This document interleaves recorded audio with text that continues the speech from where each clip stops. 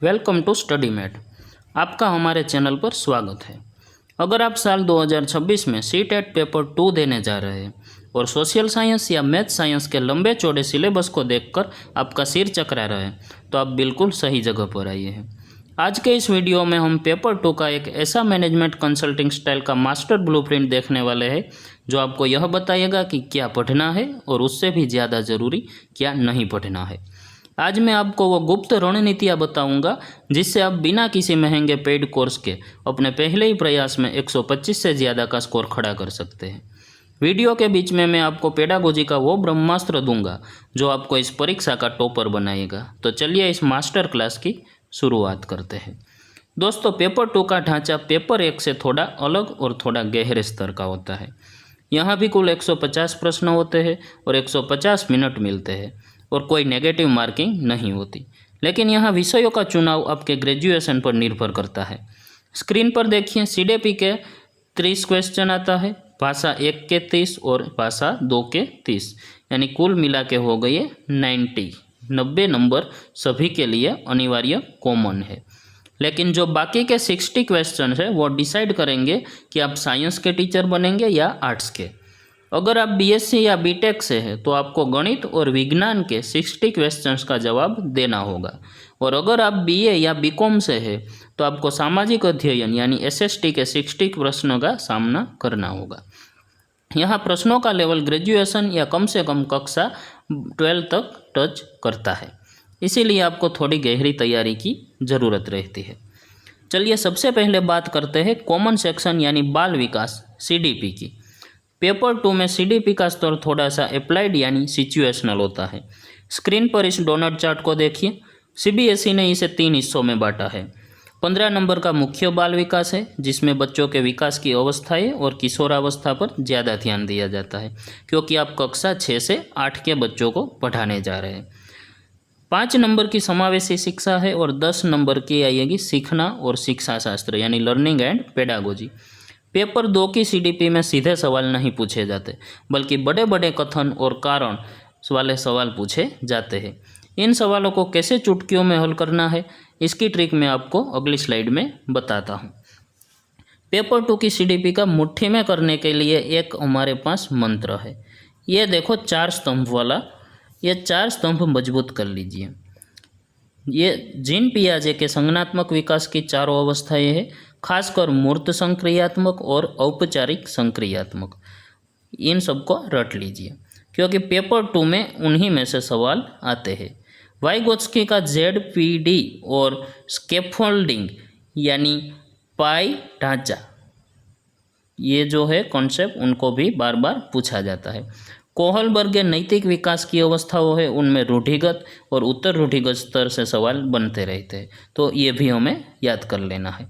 इसके अलावा विविध पृष्ठभूमि वाले बच्चे, जैसे कि डाइवर्स लर्नर बोलते हैं हम उनको, जैसे वंचित समूह या सीखने में अक्षम बच्चों को कैसे संभालना है, इस पर भी गहरी समझ होनी चाहिए, तभी हम इन सवालों के सही जवाब टिक कर पाएंगे। अब बात करते हैं साइंस बैकग्राउंड वाले।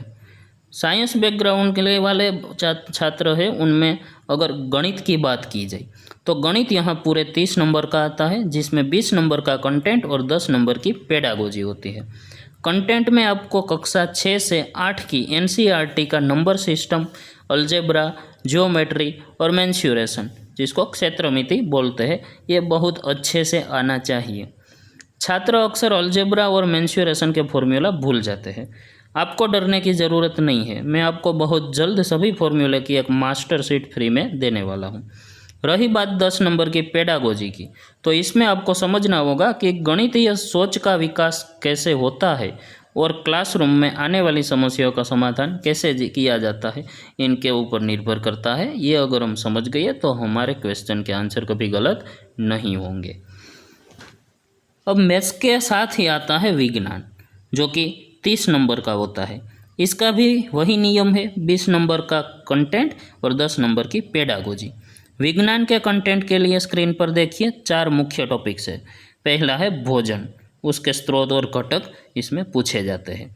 दूसरा सामग्री यानी डेली यूज़ की चीज़ें, एसिड, बेज, मेटल्स, ये सारा इनमें इंक्लूड होता है। तीसरा है सजीव जगत, जिसमें पौधे, जंतु, मानव शरीर, ये प्राणी तंत्र सब आ जाता है। और चौथा प्राकृतिक घटनाएं, जैसे प्रकाश, ध्वनि और चुंबकत्व वगैरह।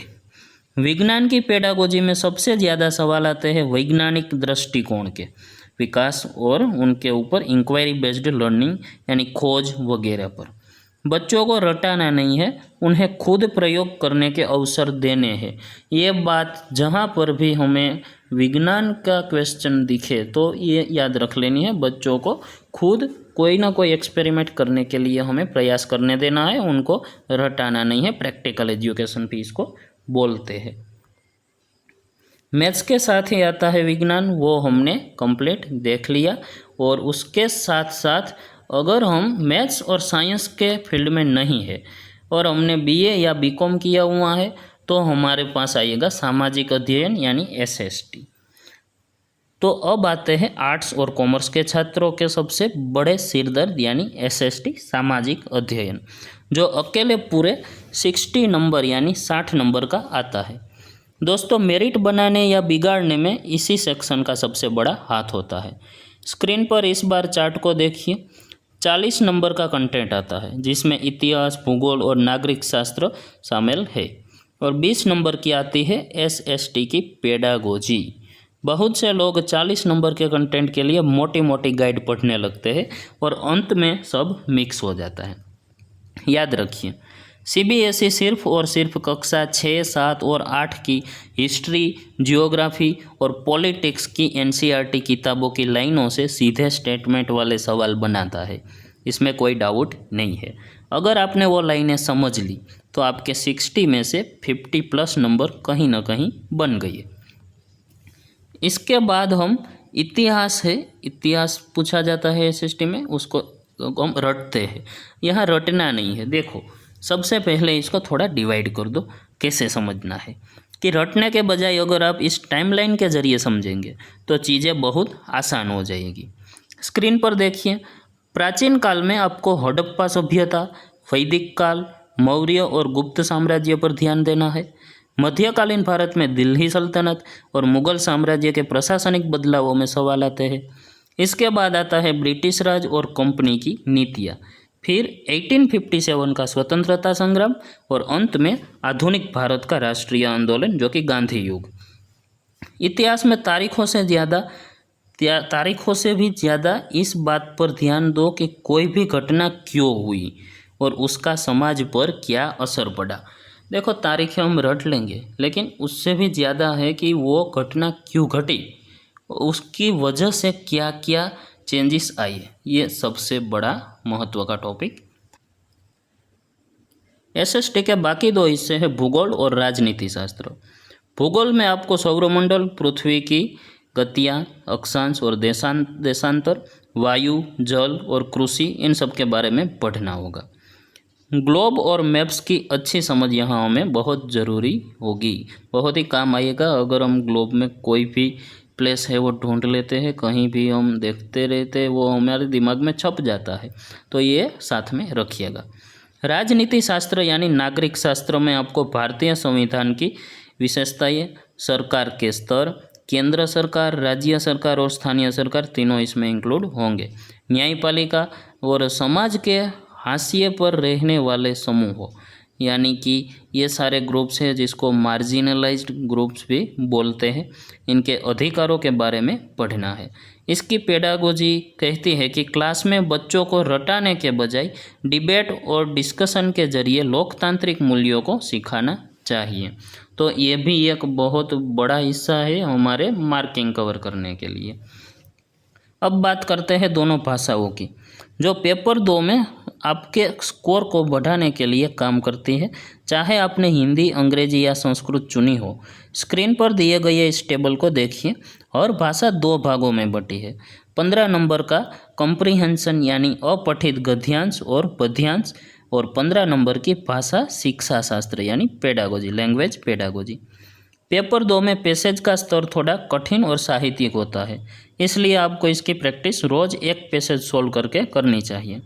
पेडागोजी में भाषा कौशल, उपचारात्मक शिक्षण और भाषा आंकलन से जुड़े सवाल सबसे ज़्यादा पूछे जाते हैं, जो कि बहुत ही लॉजिकल भी है। तो अब समय आ गया है पेपर 2 के सबसे बड़े सीक्रेट को रिवील करने का, यानी सफलता के ब्रह्मास्त्र को जानने का। स्क्रीन पर इस बड़े नंबर को देखिए, 80+। दोस्तों, क्या आप जानते हैं कि पेपर 2 में भी 30 नंबर की CDP प्लस 20 नंबर की आपके मुख्य विषय यानी SST या मैथ्स की पेडागोजी आएगी। 30 नंबर की दोनों भाषाओं की पेडागोजी हो गई। कुल मिलाकर 150 में से 80 से ज़्यादा नंबर सिर्फ और सिर्फ पेडागोजी यानी शिक्षण कौशल के होते हैं। लोग इतिहास के, युद्ध और साइंस के फॉर्मूले रटने में महीने बर्बाद कर देते हैं, लेकिन इस 80 नंबर पर ध्यान नहीं देते।